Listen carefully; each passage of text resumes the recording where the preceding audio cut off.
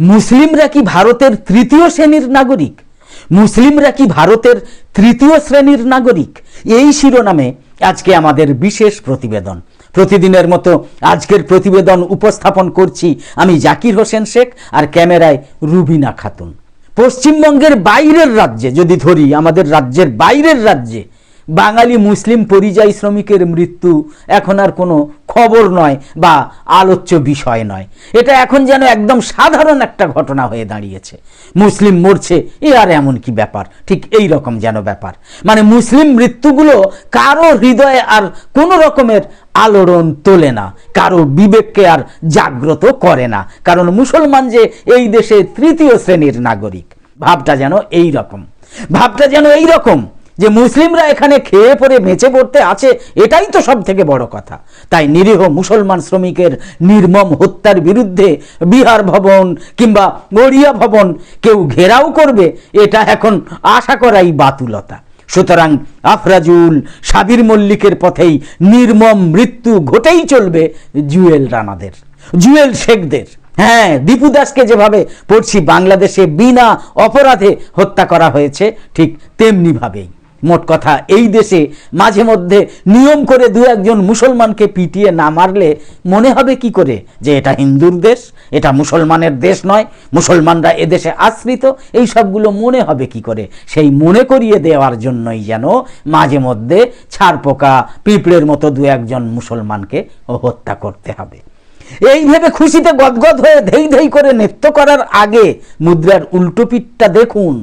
মুসলমানদের কথা বাদ দিয়ে বুকে হাত দিয়ে বলুন, হিন্দুও কি এই দেশে আদৌ সুরক্ষিত আছে, নিরাপদ আছে? অন্যান্য সংখ্যালঘু, ভাষাগত জাতিগত সংখ্যালঘু সম্প্রদায়ও কি উগ্র হিন্দুত্ববাদীদের হাতে আদৌ সুরক্ষিত? মণিপুরের ঘটনা তো এখনো টাটকা। অসমের ঘটনা, যেখানে হিন্দু রক্ষাকারী বিজেপি ক্ষমতায়, দীপক দে এবং সৌরভ দে, দুই হিন্দু বাঙালি তরতাজা তরুণ, এদের কেন পিটিয়ে মারা হয়েছে অসমে? অসম ভবনের সামনে প্রতিবাদ করবে কি বিজেপি? এরাও তো হিন্দু, বাঙালি হিন্দু। প্রশ্ন উঠবে না, এই নির্মম মৃত্যুর দায় তাহলে কার?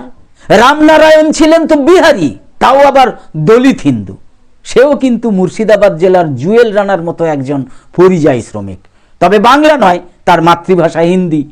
তার রাজ্যেও তো বিজেপি সরকার। লাখ লাখ বিহারি কেন ভিন রাজ্যে কাজে যায়? টানা ডাবল ইঞ্জিন সরকার থাকা সত্ত্বেও কেন ভিন রাজ্যে যায় বিহারের মানুষ? এই প্রশ্ন তো কেউ তোলে না। রামনারায়ণকে পিটিয়ে মেরেছে মালায়ালাম ভাষী উগ্র হিন্দুত্ববাদীরা। গ্রেপ্তার হওয়া 5 জনের মধ্যে দেখা যাচ্ছে 4 জনই বিজেপি কর্মী। এই মৃত্যুর দায় তাহলে কার? প্রতিবাদে রাস্তায় নামবে কি বিজেপি? হিন্দুপ্রেমী সনাতনী বিজেপি? বাংলাদেশের নিরীহ দীপু দাসের মতো হিন্দু যেমন কিছু উগ্রবাদীর হাতে খুন হয়, তেমনি বিহারের রামনারায়ণ, কেরলের উগ্রবাদী বিজেপি কর্মীদের হাতে নির্মমভাবে খুন হয়।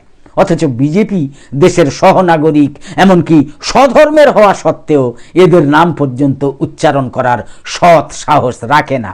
এরা কিন্তু সবাই হিন্দু। দেশের হিন্দু দলিত যখন উচ্চবর্ণের হিন্দু অথবা ভিন রাজ্যের হিন্দুর হাতে বহিরাগত তকমা দিয়ে খুন হয়, তখন এরা মুখে টেপ লাগিয়ে নেয়।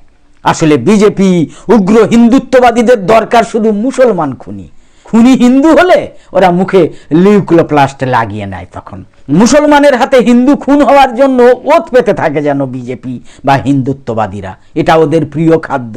হিন্দুর হাতে হিন্দু খুন হলে খবর রাখে না, হিন্দুর হাতে মুসলমান খুন হলে বলবে নিশ্চয়ই খুন হওয়া মুসলিমটা ভয়ানক অপরাধী ছিল, আর মুসলিমদের হাতে হিন্দু খুন হলে বলবে এটা ছিল ইসলামী বর্বরতা, জঙ্গিবাদ, সন্ত্রাস।